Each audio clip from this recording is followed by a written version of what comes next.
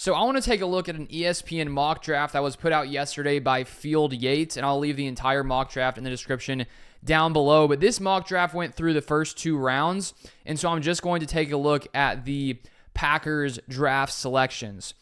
So first off here, starting in the first round at number 25, he has the Packers taking Tyler Guyton, offensive tackle, Oklahoma. Yates says this: Green Bay's roster is full of youth with developmental upside, many of whom hit their stride ahead of schedule in 2023, and Guyton fits right in. He was essentially a one-year full-time starter in college, manning the right tackle spot for Oklahoma in 2023. He began his career in 2020 to 2021 at TCU, which included snaps at H-back. At 6'8" and 322 pounds, his frame alone makes him an intriguing player. I view Guyton as an NFL left tackle who would immediately compete with Rasheed Walker for the starting job and soon become a fixture there. And if we look at Guyton, his time in college, he played 1,011 snaps at right tackle and 70 at left tackle. But when we look at the Packers' offensive line situation, David Bakhtiari, of course, gone. Yosh Nijman gone. John Runyon Jr. gone. I do think the players who we have there are somewhat solidified as starters, maybe outside of right guard and Sean Ryan. But if we did bring in a guy like Guyton, who has the potential to be a starting caliber tackle in the NFL, there's a chance he could compete with Rasheed Walker at left tackle, or maybe the Packers would see it better if Zach Tom moved from right tackle to, let's say, right guard, and then Guyton could potentially play right tackle. The Packers would just have a lot of options if they decided to bring in a tackle in the first round of the draft. I don't think it's a necessity because I do think we saw that Rasheed Walker is a pretty solid left tackle. Zach Tom has been one of the best right tackles in the league. But because of Nijman gone, Bakhtiari gone, there is a little bit of a lack of depth, and you can never have enough offensive linemen. We've seen it time and time again. So many different guys getting injured throughout the season, and so the Packers definitely need some tackle depth. And when I was reading up about Guyton, PFF says that his inexperience is still visible, but the Packers are a very good team when it comes to developing offensive line talent, and so because of his frame, 6'8", 332, the Packers would have a lot to work with, and it sounds like, with development, he could become a starting caliber left tackle. And if you're drafting a guy in round 1, you would obviously want that to be the case. And with Bakhtiari gone, it does beg the question, will the Packers finally break their streak of not drafting offensive linemen in the first round, which they haven't done since 2011? And I think that because of the lack of depth there, it could be a year where they go off of that, regular path of not drafting offensive linemen early. And then next at 41, he has here Edgar and Cooper, linebacker, Texas A&M. The Packers' hole at inside linebacker could make Cooper the first one off the board. His versatility is outstanding as he can run and hit on the inside or get pressure off the edge. He notched 80 tackles and 8 sacks last season. Another area where the Packers are lacking depth is linebacker, especially with Devondre Campbell no longer on the roster, moving to a 4-3 style defense where when the Packers aren't in nickel, they'll have 3 inside linebackers on the field.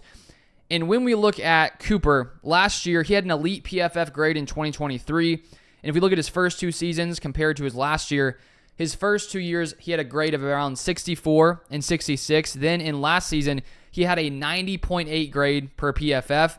And he was highly graded in pretty much every single category: coverage grade, run defense grade, and pass rush grade. So he looks to be one of the best inside linebackers in this draft. And this is what PFF said: Cooper has the length and the athleticism to be a starting caliber linebacker in the NFL in a downhill role. His lack of anticipation and instincts for deeper coverage work will likely keep him from being picked in the first round. So the Packers could bolster their depth there with Edgar and Cooper, who has met with the Packers on a top 30 visit. Forgot to mention as well, Guyton has also met with the Packers. So there are 2 players the Packers are somewhat interested in and have done a little bit more in-depth research on. Then here we have 58, final pick of the second round for the Packers.